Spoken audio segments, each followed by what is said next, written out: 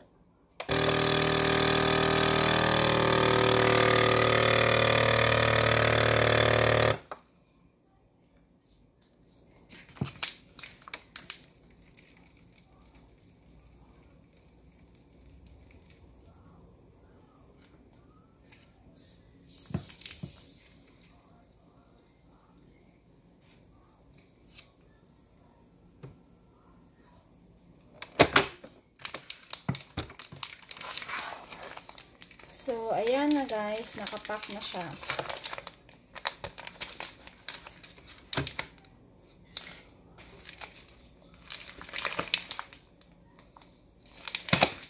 So, isang dinner po namin ito guys. So, ito na nga guys, na portion ko na siya.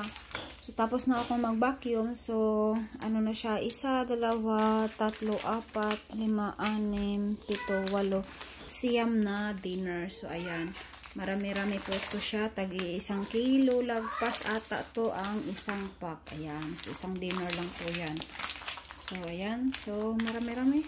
Marami-rami din siya. So, ayan.